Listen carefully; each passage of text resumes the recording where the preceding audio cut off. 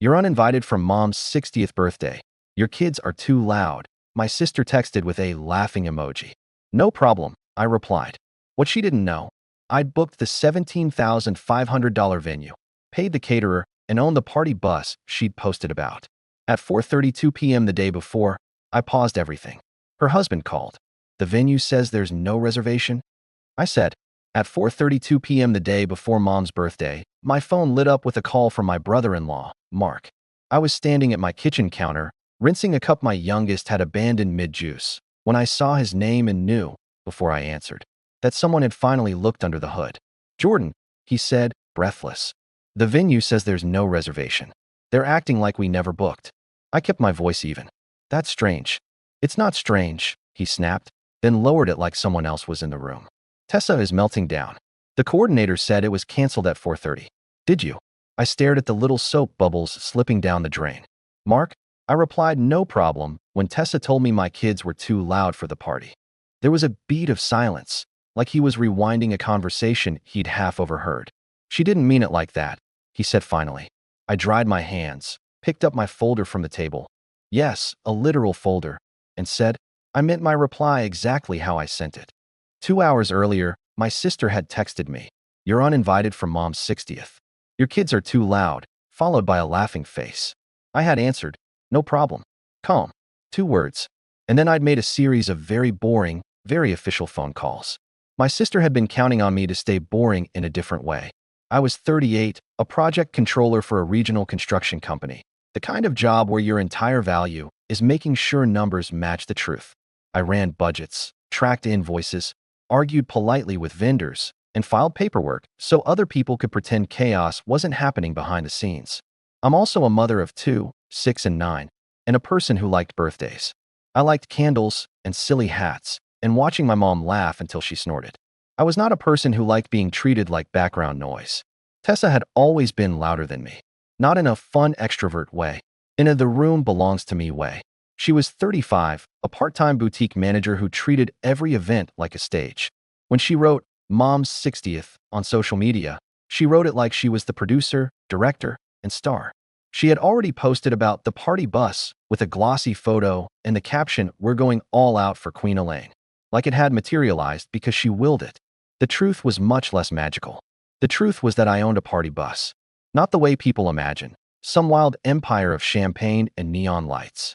My husband and I had bought one used coach 5 years ago from a small fleet liquidation and rebuilt it in our garage with my uncle, who did upholstery. It was a side business that paid for soccer fees and summer camps, and it required licenses, insurance, and a level of sobriety that never shows up in Instagram reels. When Mom turned 59, she'd cried at dinner because she felt like just a grandma. Tessa was the one who said, Next year, we'll do something big. And I was the one who said, Okay, let's do it right. It started simple. Tessa wanted a fancy venue on the river. She sent me links at 1 a.m. like I was her personal assistant. This one, OMG, she texted, then called the next morning to say, You're better at details. Can you just handle the booking? I did what I always did. I asked questions. How many guests? 80-ish, she said. What's the budget? We'll figure it out. Who's paying? We're all pitching in. So I built a spreadsheet. The kind with tabs. Venue, catering, rentals, decor, entertainment, transportation. I put my name at the top and wrote proposed split. Jordan 40%, Tessa 40%, Mark 20%. I was already giving her a break because I knew Mark's student loans were still biting them every month. Tessa replied with a thumbs up. Mark replied, Sounds fair. Then the invoices started coming. And, quietly, so did the pattern. Flashback number 1, the deposit shuffle.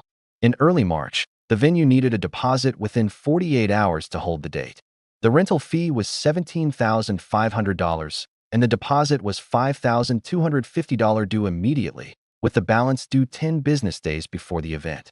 Tessa said, Can you put it on your card? Mine is maxed this month. I'll Venmo you. I put it on my business card because Venu's like a single point of contact, and because it earned points, and because my stomach did that familiar dip when someone said, I'll Venmo you, like it was an automatic system. She Venmo'd me $600. With the note, for Mom. Like confetti would make the rest appear. Mark sent $1,000 2 weeks later. Nothing from Tessa after that. When I asked, she said, Relax. You're so intense. We have time. Flashback number 2, the guest count creep. In April, the caterer emailed to confirm head count. We'd originally priced at 80 guests, $78 per adult for buffet style, with 2 proteins and sides, plus $650 for staff and a $900 service fee. Tessa forwarded me the email and wrote, "Tell them 95. Mom has more friends than you think." I wrote back, "If it's 95, that's an extra $1,170 plus tax and gratuity. Who's covering that?" She sent, "OMG, it's MOM. Stop nickel and diming." So I paid the revised deposit, $2,400 to the caterer, plus $420 for the linen upgrades she insisted were non-negotiable.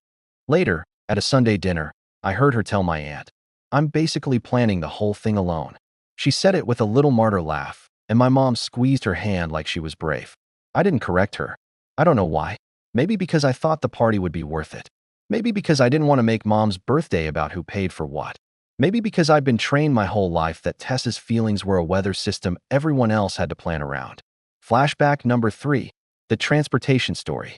In May, Tessa asked if she could use my party bus as her gift to Mom. Not rent it, use it. I said yes, with conditions. No alcohol on board unless we added the rider and the security deposit. Driver schedule confirmed 14 days in advance. Route logged. Passengers capped at 24. She said, "Of course."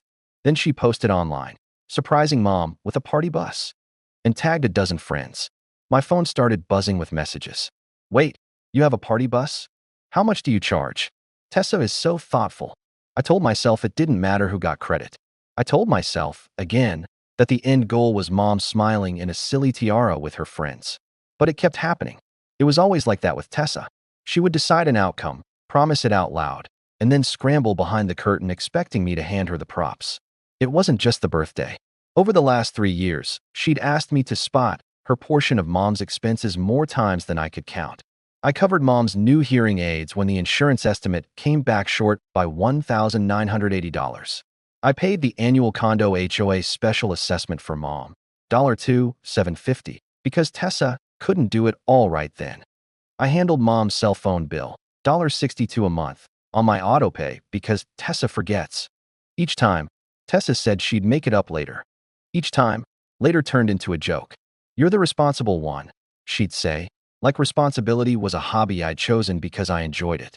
The worst example was last Thanksgiving, when Mom mentioned she wanted a small weekend trip for her birthday. Tessa loudly announced, "I'll take care of it." Then she cornered me by the fridge and whispered, "Can you book it? I'm on a spending freeze because of my credit card." I booked 2 hotel rooms for 2 nights, $1,146. I put it on my card. Tessa told everyone she'd spoiled Mom. When the charge hit, she sent me $100 with a note. "Thanks, bestie. We are not besties. We are siblings." By June, my spreadsheet had changed colors. Yellow for promised, red for overdue, green for paid. There was a lot of red. I had paid $5,250 venue deposit, $2,400 catering deposit, $1,320 rentals deposit, tables, chairs, bar setup, $680 for a small stage because Tessa wanted a moment, $420 linen upgrade, $295 for printed invitations because she hated my cheap digital vibe, $310 for the DJ's booking fee, $180 extra insurance rider for the bus because she insisted on champagne vibes, $150 for a custom cake tasting she scheduled and then didn't attend. I had received back from them. Combined, $1,600. And still, I kept moving forward because backing out meant being dramatic, and being dramatic meant being blamed for ruining Mom's birthday. Then came the text. It was a Tuesday afternoon. My kids were doing homework at the dining table. The house was loud in the normal way a house is loud when people live in it. Tessa had been sending me photos of gold balloons and writing, "This is going to be insane." She called me twice and I didn't answer because I was in a meeting. At 3:12 p.m., she texted, "You're uninvited from Mom's 60th. Your kids are too loud." Laughing face. Like it was cute. I stared at my phone long enough that my 9-year-old asked, "Mom, are you okay?" I typed, "No problem." I didn't add a question mark. I didn't beg. I didn't argue. I didn't say, "Do you hear yourself?" I didn't say, "You don't get to uninvite my children from their grandmother's birthday like they're a nuisance." I set my phone down, opened my laptop, and pulled up the contracts. The venue agreement was in my name. The caterer agreement was in my name. The rental contract was in my name. The bus insurance rider was in my name. Every email thread had my signature at the bottom. Tessa had been the face. I had been the spine. And spines can stop holding things up. The breaking point wasn't her insult. Not exactly. It was what came 10 minutes after.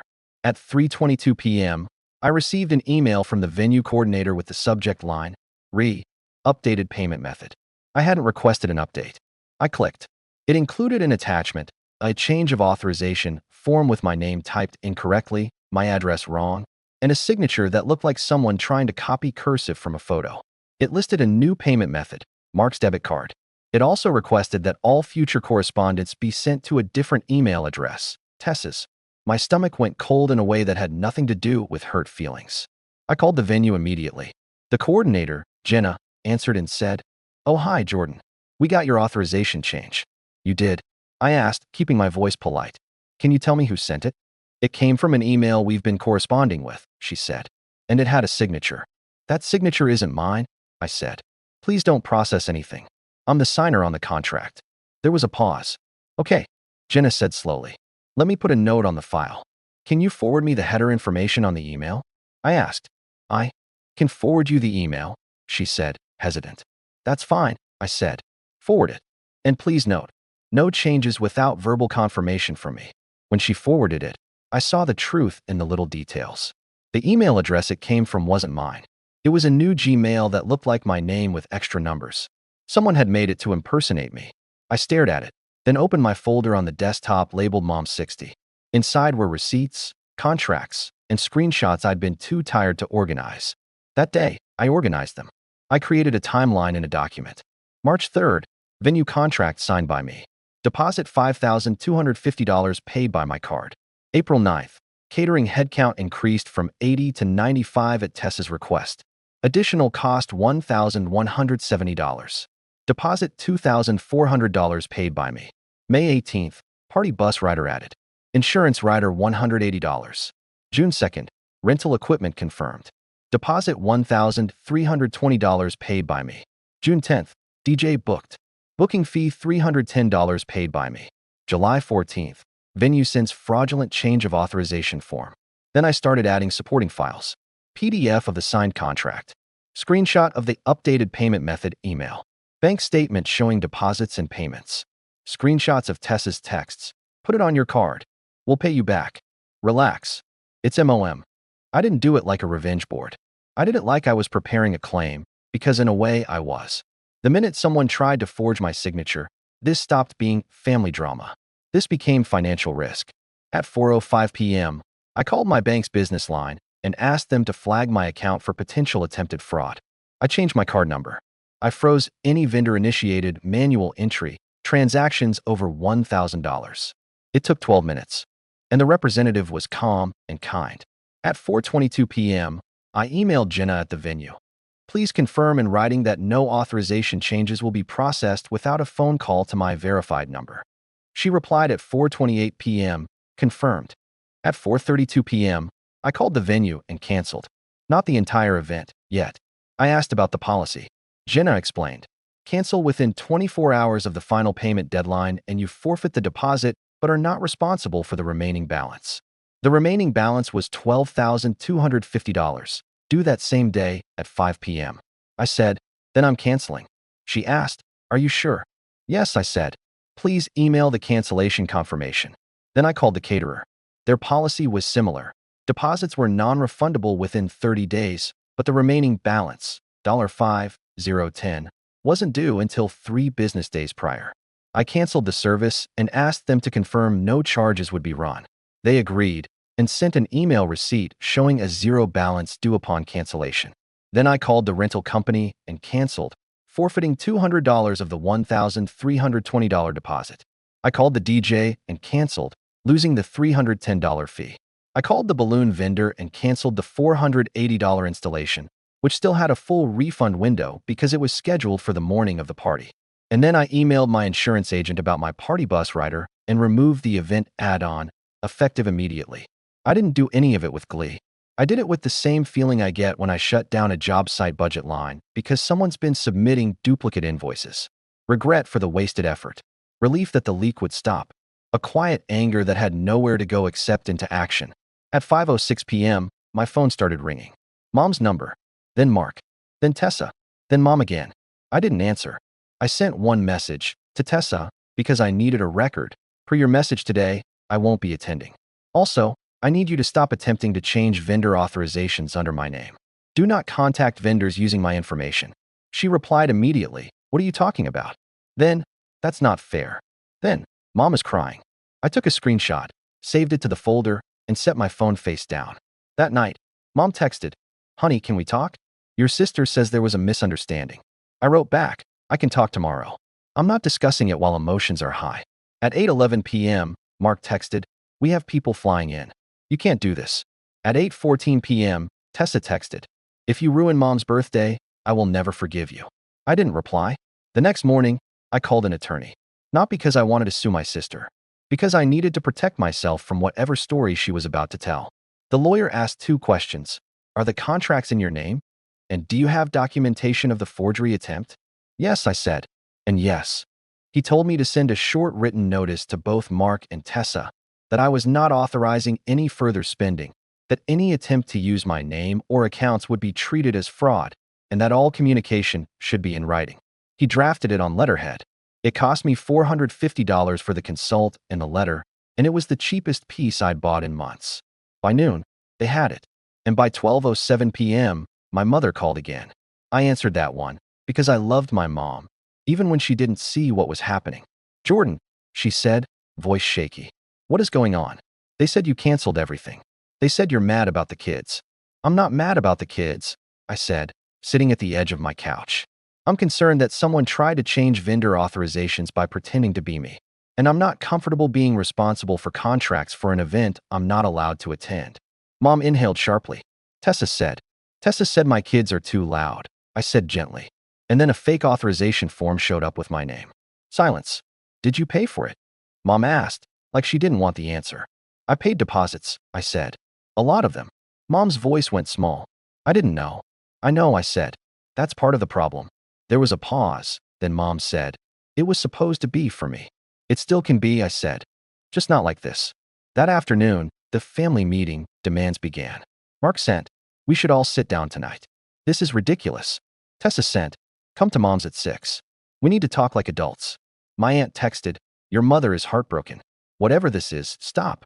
My cousin texted, is it true you canceled her birthday? I replied to none of them directly. I forwarded everything to my lawyer's email, like he'd instructed, and he responded to Mark with a single paragraph. My client has canceled all contracts under her name effective July 14th. Do not contact vendors under her identity. Further communication must be in writing. It was not dramatic. It was not emotional. It was a boundary written in ink. The day of Mom's birthday, the party they'd planned didn't happen. Not at that river venue with the expensive view and the Instagram wall. Tessa pivoted to a backyard gathering at Mom's condo complex common area. Someone brought store-bought cupcakes.